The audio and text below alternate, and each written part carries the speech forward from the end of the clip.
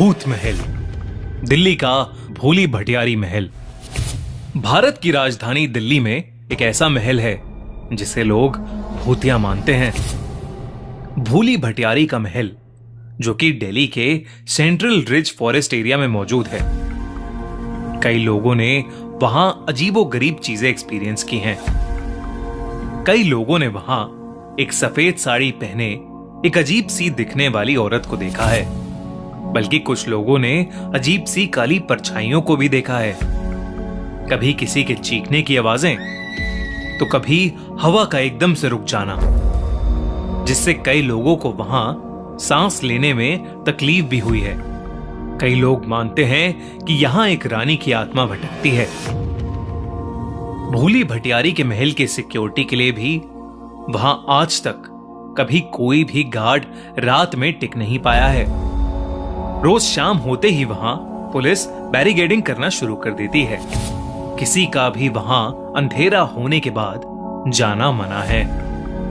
लेकिन अर्पित और उसके दोस्त कार्तिक और शिखर उस महल के बारे में कुछ नहीं जानते थे। वो तीनों हर संडे अपनी साइकिल्स लेकर शाम को साइकिलिंग राइड्स पर जाया करते थे। उन्होंने अपनी साइकिल्स पर लगभग पूरी दिल्ली घूम ली थी। पर एक संडे शाम वो दिल्ली के सेंट्रल रिज वाली रोड पर साइकिल चलाते चलाते एक अजीब सी सुनसान सी जगह पर पहुंच गए थे। अर्पित को वहां एक पुराना महल दिखा, तो वो वहीं रुक गया और उस महल को बड़े ध्यान से देखने लगा। अर्पित को देखकर कार्तिक और शिखर भी वहां रुक गए। उस महल के पास ठंडी हवा चल रही थी। पसीनों में तर तीनों दोस्त वहीं रुक गए और वहीं आराम करने लगे। अर्पित को वो पुराना महल बड़ा अच्छा लग रहा था, तो वो उसके अंदर चला गया। कार्तिक और शिखर वहीं बाहर खड़े महल के साथ अपनी फोटोज खींचने लगे। कार्तिक ने जैसे ही शिखर की फोटो खींची, शिखर को बुरी तरह खांसी शुरू हो गई। कार्तिक ने शिखर को पानी दिया और अपने फोन को देखने लगा। उसे फोन के कैमरा में खींची गई फोटो में दिखा कि कोई काली सी परछाई शिखर के गले को दबा रही थी। ये देखकर कार्तिक घबरा उठा। उसने जैसे ही ये बात शिखर को बताने के लिए अपना सर उठाया, उसने देखा कि शिखर वहां कहीं नहीं था।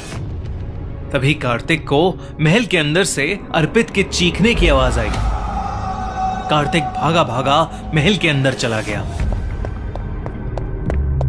शाम ढल रही थी और अंधेरा होने आया था। उस महल के आसपास सिर्फ जंगल था और बड़ी बड़ी दीवारें। गिद्ध भी चारों तरफ मंडरा रहे थे। ऐसे में अर्पित और शिखर दोनों का ही अचानक गायब हो जाना कार्तिक को डरा रहा था। पर कार्तिक को अभी भी नहीं पता था कि वो दिल्ली के भोली भटियारी महल में था, जिसे लोग भूत महल भी कहते थे। कार्तिक सहमा हुआ उस महल के अंदर अर्पित और शिखर को ढूंढ रहा था। अर्पित, अर्पित, शिखर। उसने कई बार दोनों को आवाजें लगाईं, पर सामने से कोई जवाब नहीं आया। तभी अचानक उसे किसी के रोने की आवाज आई। वो उस आवाज के पीछे गया तो उसने देखा कि एक बूढ़ी औरत वहां एक कोने में बैठकर सिसकियां भर रही थी। उसका चेहरा उसकी शॉल से ढका हुआ था। उस बूढ़ी औरत का हुलिया देखकर कार्तिक की जान निकले जा रही थी। फिर भी हिम्मत करके जब उसने उस बूढ़ी औरत से पूछा कि क्या उसने उसके दोस्तों को वहां से गुजरते हुए देखा है, तो उस बूढ़ी औरत ने हाथ के इशारे से उसे महल के और अंदर भेज दिया। कार्तिक जब अंदर गया तो उसने देखा कि अर्पित वहीं खड़ा है। अर्पित एक नजर टिकाए सामने देख रहा था। ऐसा लग रहा था कि जैसे अर्पित किसी के वश में हो। कार्तिक ने उसे जोरों से हिलाया, लेकिन तब भी अर्पित सामने ही देखे जा रहा था। कार्तिक ने जब ध्यान से सामने देखा तो उसे सामने एक छत सी दिखी और उस छत पर एक औरत। वो औरत किसी रानी से कम नहीं लग रही थी और वो इधर से उधर भटक रही थी। लेकिन तभी वो औरत चलते चलते रुकी और अपनी गर्दन घुमाकर कार्तिक की तरफ देखने लगी। कार्तिक भी अर्पित की तरह ही सुन्न पड़ गया और वो औरत हवा में उड़ती हुई उन दोनों की तरफ आने लगी। अचानक से शिखर वहां आ गया और उसने देखा कि कार्तिक और अर्पित दोनों को ही फिट्स यानी दौरे पड़ रहे हैं। शिखर को वो औरत नहीं दिख रही थी। उसने तुरंत ही अर्पित और कार्तिक पर पानी डाला और उन्हें जोरों से हिलाया। तब जाकर कार्तिक और अर्पित को होश आया। दोनों इतना डरे हुए थे कि उनके मुंह से एक आवाज भी नहीं निकल रही थी। शिखर ने बताया कि उसे पास में एक बहुत खूबसूरत मोर दिखा था, तो वो उसे देखने चला गया और जब वो वापस आया तो उसे कार्तिक और अर्पित की चीखें सुनाई दी। अब तीनों बस उस महल के अंदर से निकलना चाहते थे। वो तेजी से बाहर की ओर भागे, पर दरवाजे पर वो बूढ़ी औरत अभी भी खड़ी थी। अचानक उसका शॉल नीचे गिर गया और उसका ढका हुआ चेहरा अब तीनों के सामने था।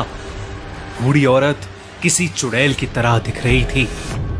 उन तीनों लड़कों के रोंगटे खड़े हो गए और वो बुढ़िया धीरे धीरे उनके पास आने लगी।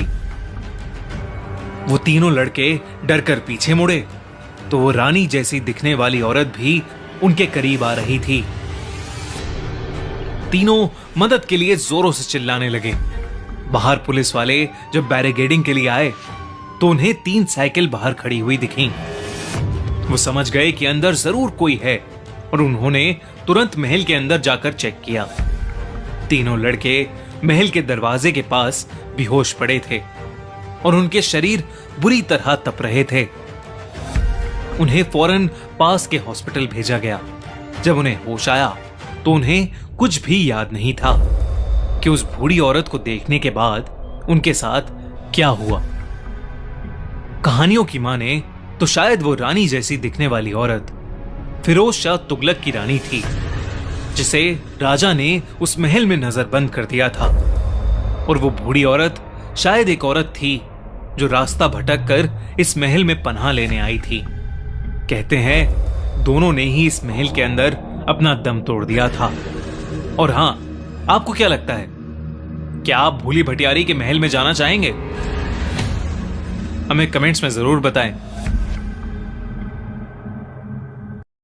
मुझे पता है कि आपको ऑलरेडी OneWin के क्रेजी लकी ड्राइव गिवअवेज के बारे में पता है। बहुत सारे लोगों ने Lamborghini, Ferrari, Mercedes Benz, Tesla cyber truck और ढेर सारी लग्जरियस कार्स जीती हैं। अब OneWin लैम्बोर्गिनी उरू का गिव अवे कर रहे हैं और आप उसके हैप्पी ओनर बन सकते हैं। इनकी वेबसाइट पर सारे विनर्स मेंशन्ड हैं कि किसने क्या जीता है। आप भी इनमें से एक बन सकते हो। सिर्फ आपको इनकी वेबसाइट पर जाकर रजिस्टर करना है। उसके बाद फ्री सेक्शन पर जाना होगा। आप वहाँ पर टिकट्स ले सकते हो, जिससे आप गिव अवे में पार्टिसिपेट कर पाओगे। जितनी ज्यादा टिकट्स होंगी, आपके लैम्बोर्गिनी उरू जीतने के चांसेस उतने ही बढ़ जाएंगे। अकाउंट में फंड्स डालने के लिए आप गूगल पे या पेटीएम यूज कर सकते हो। और जब तक आप लकी ड्राइव गिव अवे के रिजल्ट्स का वेट करोगे, तब तक आप लकी जेट भी खेल सकते हो। तो जल्दी से जाकर पार्टिसिपेट करो और खेलो। हर रोज टिकट्स लेना मत भूलना। Link in the pin comment. और हाँ, मेरा प्रोमो कोड यूज करने पर आपको मिलेगा 500% का बोनस।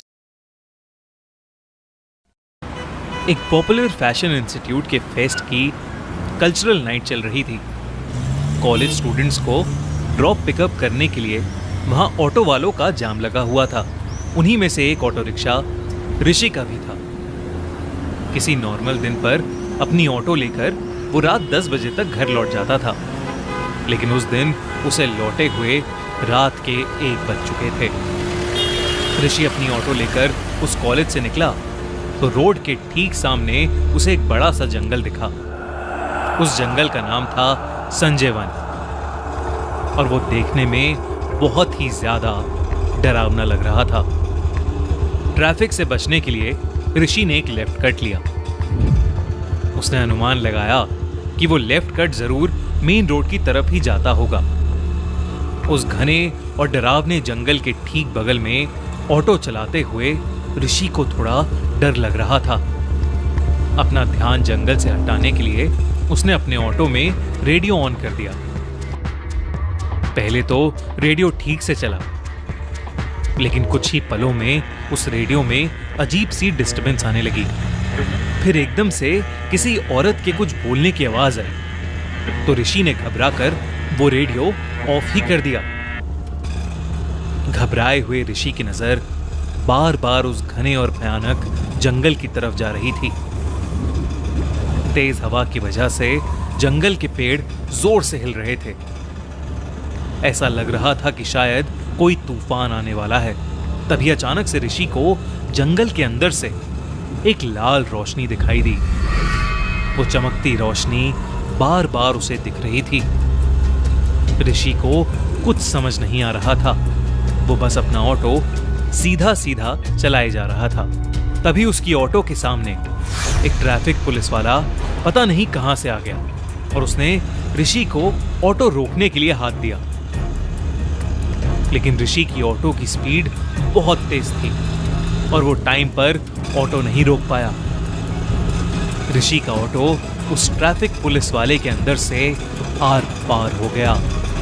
ऋषि ने ब्रेक मारकर जब फाइनली ऑटो रुकी तो वो डर के मारे कांप रहा था। उसे लगा कि उसके हाथों एक एक्सीडेंट हो गया है। किसी तरह जब उसने पीछे मुड़कर देखा तो सड़क पर दूर दूर तक कोई भी नहीं था। ऋषि ने ऑटो से उतरकर रोड पर ध्यान से देखा, पर फिर भी उसे वहां कोई दिखाई नहीं दिया। वो वहां से जल्दी निकलना चाहता था। वो अपने ऑटो में वापस बैठा और उसे स्टार्ट करते हुए उसकी नजर रियर व्यू मिरर पर पड़ गई। उसने जो देखा उसे देखकर वो सुन्न पड़ गया। वो ट्रैफिक पुलिस वाला उस ऑटो की पिछली सीट पर बैठा हुआ था। ऋषि उसे देखते ही जोर से चिल्लाया, पर उस पुलिस वाले ने अचानक ही उसका गला पकड़ लिया। अंधेरे में उस पुलिस वाले का चेहरा नहीं दिख पा रहा था, लेकिन ध्यान से देखने पर ऋषि को दिखा कि उस ट्रैफिक पुलिस वाले का गला आधा कटा हुआ था और चेहरे पर बड़ी बड़ी खरोंचें थीं। ऋषि डरकर जोर से चिल्ला पड़ा, लेकिन उस सुनसान सड़क पर दूर दूर तक कोई भी नहीं था। इसी बीच ऋषि को जंगल के अंदर फिर वही लाल लाइट दिखने लगी। संजय वन के ठीक सामने की दीवार बीच से टूटी हुई थी। अपना गला किसी तरह छुड़ाकर वो उसी दीवार के बीच से जंगल के अंदर घुस गया। बिना कुछ सोचे समझे वो बस भागता रहा।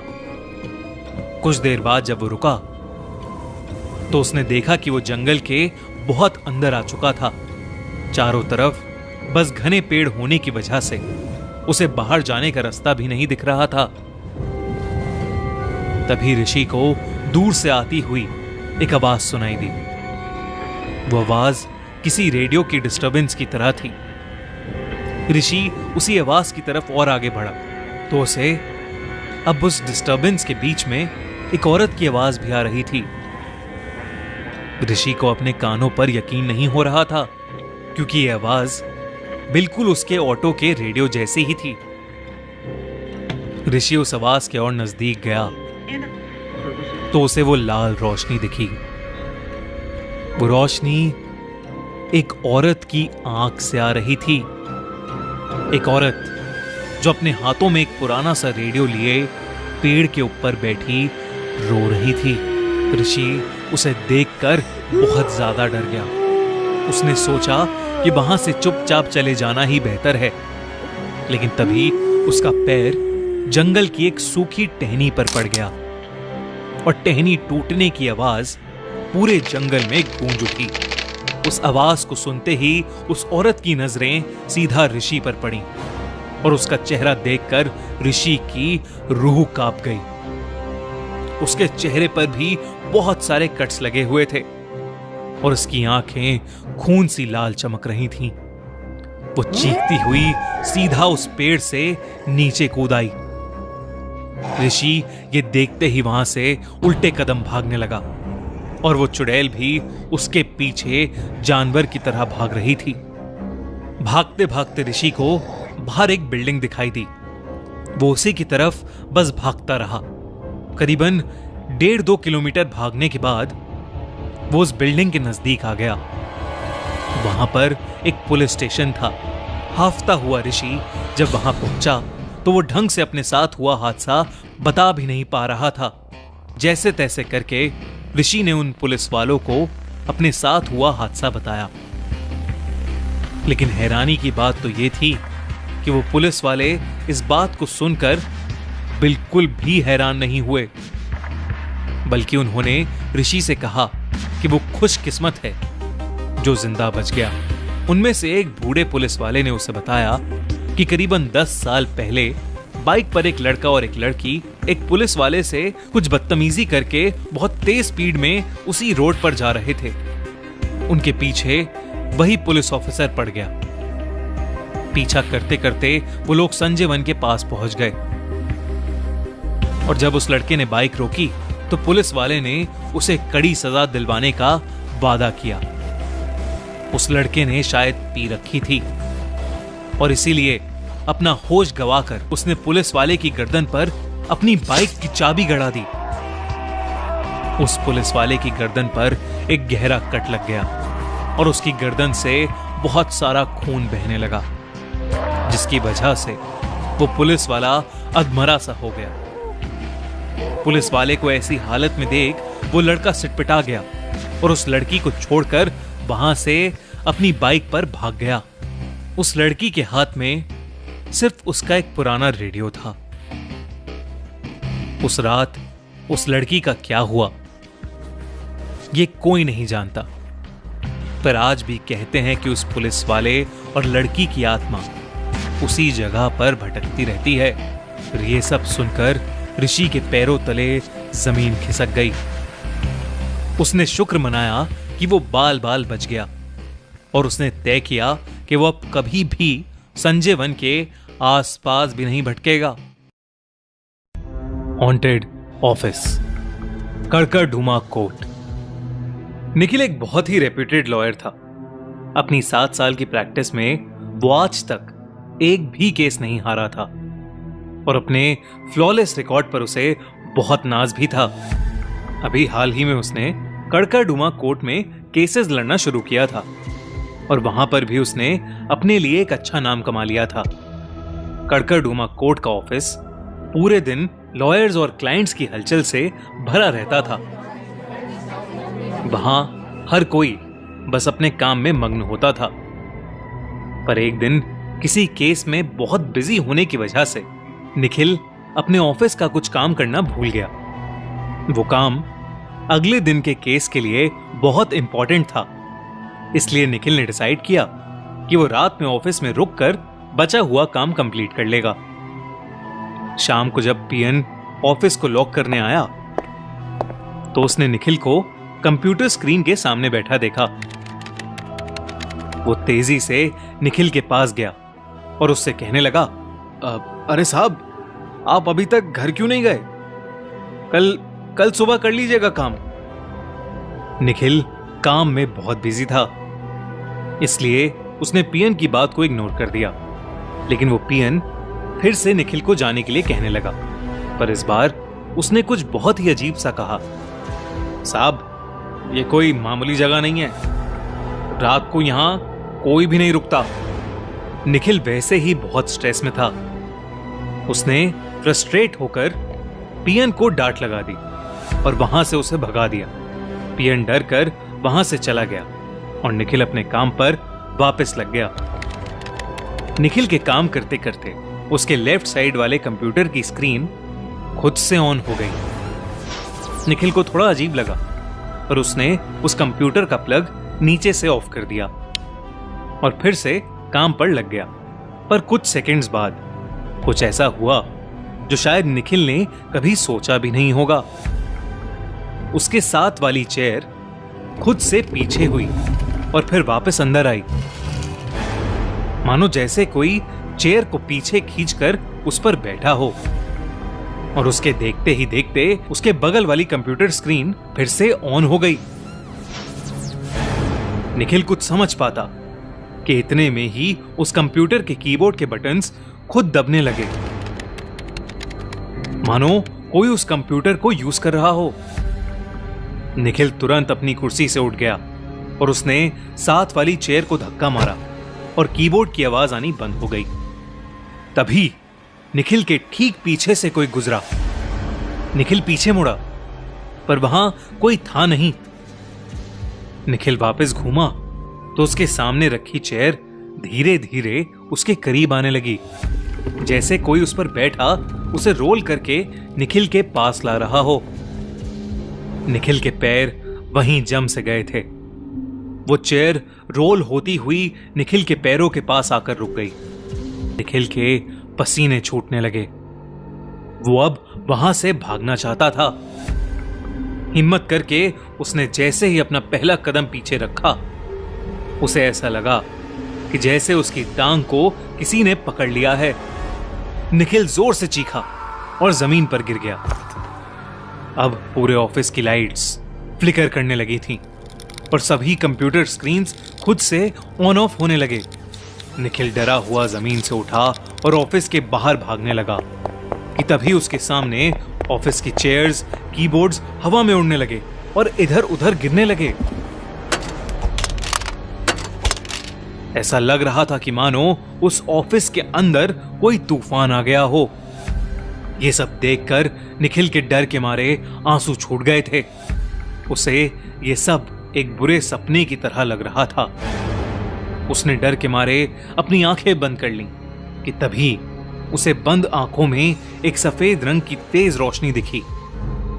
वो रोशनी इतनी तेज थी कि निखिल की बंद आंखों में भी वो उसे चुभ रही थी। निखिल ने अपनी आंखें खोली तो उस चमकती रोशनी में उसे एक सफेद रंग की औरत दिखाई दी। वो चलती हुई जहां जहां गुजर रही थी, ऑफिस का तूफान शांत होता जा रहा था। धीरे धीरे वो औरत निखिल के करीब आ रही थी और निखिल मानो उसके वश में हो गया। निखिल उसे अपनी तरफ आते हुए मुस्कुराते हुए देख रहा था। वो रोशनी से बनी औरत की परछाई निखिल के सामने आकर खड़ी हो गई। उसने निखिल के गाल पर अपना हाथ रखा, पर उस औरत के छूते ही निखिल होश में आया और जोर जोर से चीखने लगा। उसे लगने लगा जैसे किसी ने उसके गाल पर जलता हुआ अंगारा रख दिया हो। निखिल को होश आया तो उसे दिखा कि उसके सामने खड़ी औरत असलियत में एक भयानक आत्मा थी, जिसके चेहरे पर बहुत सारी चोटें लगी थीं और उसकी आंखें हरे रंग की थीं। निखिल को अब लगने लगा था कि उसकी मौत उसके बेहद करीब है, पर तभी उसे पीछे से किसी ने खींचा और ऑफिस से बाहर ले गया। निखिल को बचाने वाला और कोई नहीं बल्कि वही पियन था जिसको निखिल ने वहां से भगा दिया था। निखिल की हालत और उसका जला हुआ चेहरा देखकर वो पियन बहुत घबरा गया और उसने बताया कि निखिल की चिंता में वो आधे रास्ते से वापस ऑफिस आ गया था। ऑफिस के नीचे पहुंचते ही उसे निखिल के चीखने की आवाजें आईं और वो दौड़कर ऊपर आ गया। उस बूढ़े पियन ने निखिल को बताया कि कड़कड़ढूमा कोर्ट का ऑफिस एक भूतिया जगह है। वहां एक नहीं बल्कि कई आत्माएं हैं जो रात में बाहर निकलती हैं। कहते हैं कि एक औरत को गवाही देने से रोकने के लिए कोर्ट के पास चाकू से मार दिया था।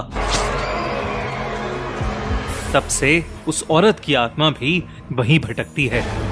उस कोर्ट में सूरज ढलने के बाद कभी कोई भी नहीं रुकता, इसलिए वो निखिल को भी वहां रुकने से मना कर रहा था।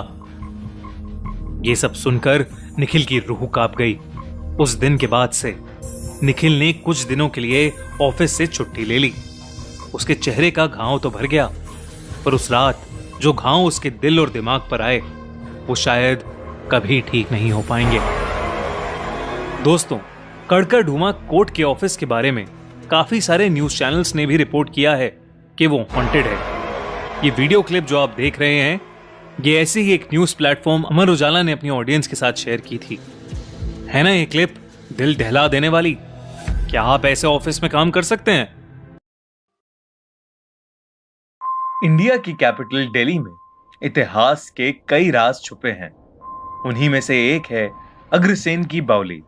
103 सीढ़ी गहरा इंडिया का सबसे मशहूर कुआं, जहां कई सालों पहले पानी को स्टोर किया जाता था, पर अब यह जगह सूखी पड़ गई है और चमगादड़ों और कबूतरों का घर बन चुकी है।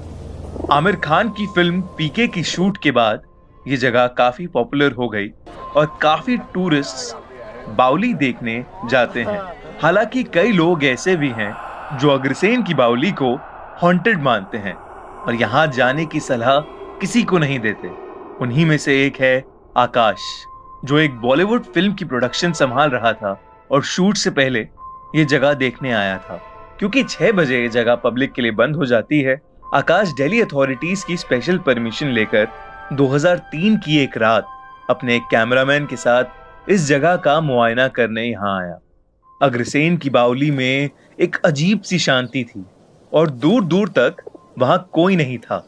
पत्थर की दीवारों से गूंजती हुई चमगादड़ों की आवाज इस जगह को और डरावना बना रही थी।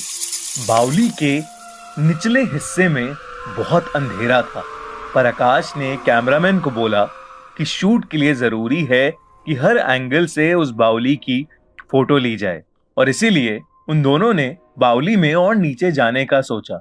जैसे जैसे वो सीढ़ियों से नीचे जा रहे थे, वैसे वैसे ठंड बढ़ती जा रही थी और बाहर की सारी आवाजें धीमी होती जा रही थीं। उनको बस उनके चलने की गूंज सुनाई दे रही थी।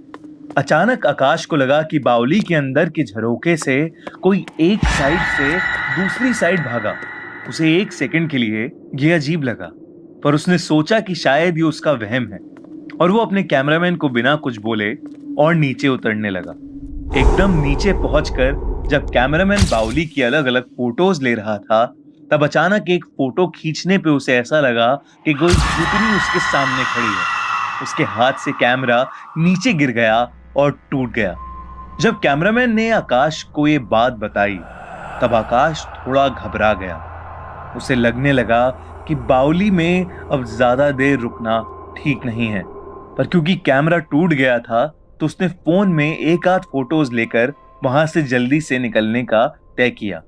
जैसे ही उसने फोन का कैमरा ऑन किया, उसने कैमरे में एक चुड़ैल को देखा जो सीढ़ियों से अपने हाथों के बल उतर रही थी। ये देखकर वो सुन पड़ गया। कैमरामैन ने जब देखा कि आकाश का चेहरा पीला पड़ रहा है, वो तुरंत आकाश को लेके अग्रसेन की बावली से निकल गया। पूरी रात वो दोनों डर के मारे नहीं सोए। जब उन्होंने कैमरा ठीक कराया और उसके अंदर की फोटोज देखी, तो उन सारी फोटोज पर कुछ धुंधली सी परछाई थी। जब ये बात आकाश ने अपने प्रोडक्शन हेड को बताई, तब उसने आकाश की बात नहीं मानी और अपने दूसरे असिस्टेंट को फोटोज लाने भेज दिया, जिसके साथ ऐसा कुछ भी नहीं हुआ। आपको क्या लगता है, अग्रसेन की बावली में भूत है या नहीं? आज जो कहानी मैं आपको बताने वाला हूँ, वो मेरे दिल्ली में रह रहे एक अंकल के साथ हुई एक सच्ची घटना पर बेस्ड है। 2012 दिवाली के शुभ उत्सव पर मेरे अंकल सुनील के साथ कुछ ऐसा अशुभ हुआ जिसकी वजह से वो उस दिवाली को कभी याद नहीं रखना चाहते। पूरा दिल्ली दिवाली की रोशनी में चमक रहा था। सुनील ने भी अपने परिवार के साथ इस उत्सव को खूब जम के सेलिब्रेट किया, पर उनको ऑफिस के काम से अर्जेंटली अहमदाबाद जाना था और देर रात में 4 बजे की फ्लाइट बुक थी। एयरपोर्ट पर जाने के लिए उनको दिल्ली कैंट रोड से जाना था। कहते हैं दिल्ली कैंट एरिया इंडिया की सबसे हॉन्टेड जगहों में से एक है, पर ना ही वो भानगढ़ की तरह कोई खंडर है और ना ही उस जगह का कोई डरावना इतिहास है, बल्कि ये एरिया शहर के बीचों बीच किसी भी आम कॉलोनी की तरह ही है। और तो और ये इंडियन आर्मी ऑफिशियल्स का घर भी है, पर फिर भी इस एरिया को काफी भयानक माना जाता है। सुनील को इसी एरिया से निकलकर एयरपोर्ट जाना था। ऊपर से दिवाली की रात अमावस की रात होती है और कहा जाता है कि इस रात भूत प्रेत की ताकत दुगनी हो जाती है।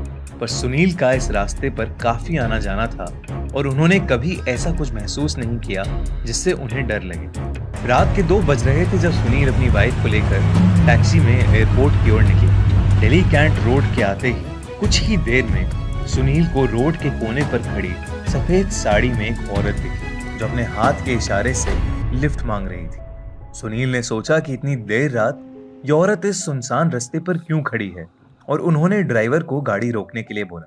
टैक्सी ड्राइवर ने औरत के पास जाकर गाड़ी रोकी और सुनील ने उससे बोला, हम एयरपोर्ट तक जा रहे हैं, आइए हम आपको छोड़ देते हैं। उस औरत ने कोई जवाब नहीं दिया। वो नीचे मुंह करके खड़ी थी और उसके खुले बालों से उसका पूरा चेहरा ढका हुआ था। सुनील ने फिर बोला, घबराइए मत, हम आपको आगे तक छोड़ देंगे। उस औरत ने फिर से कोई जवाब नहीं दिया। तभी साथ बैठी सुनील की वाइफ को एक अजीब सी घबराहट शुरू हो गई और उनको चक्कर आने लगे। वो हाँफते हाँफते बोली, सुनील, सुनील, चलो यहाँ से, प्लीज चलो यहाँ से।